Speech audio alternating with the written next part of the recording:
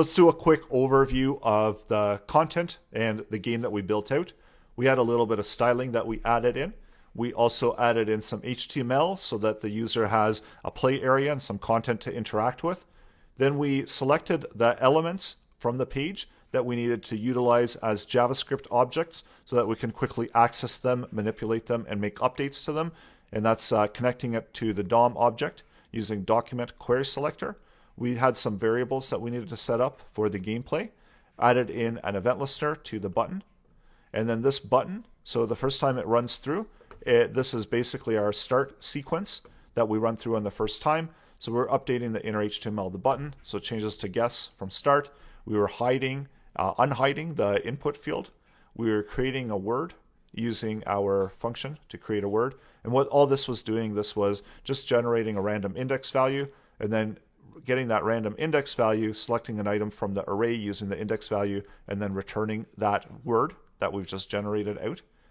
We generate the word randomly from the array, and then we scramble that word. And this was the interesting part of this section, is that we created a way to randomize content in an array. And again, this is a very useful function.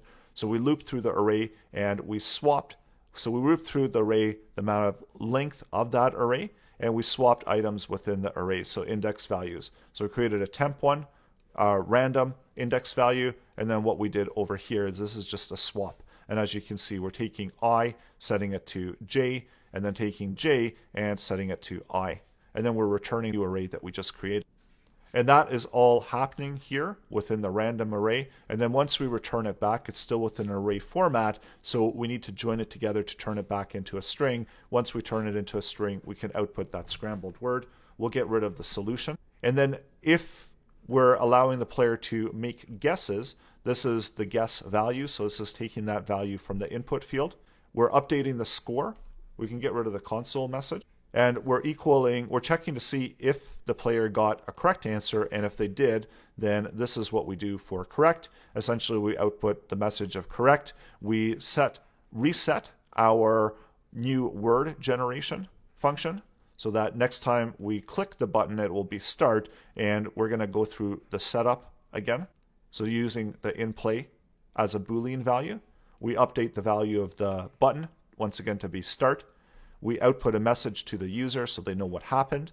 And then we toggle that input field so we hide it so it's no longer available.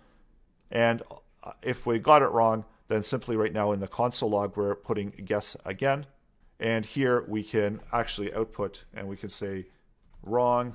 And we still need to output the word again. So we need to output whatever that scrambled word is.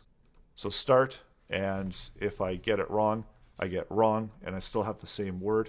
Or if you wanted to, you could re-randomize the order of the word if you wanted to. So every time they get it wrong, we can switch the letters around.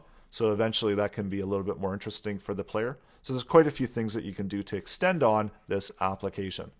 Thanks again for taking this section and learning more about how you can apply randomness to arrays and put it into a working application game.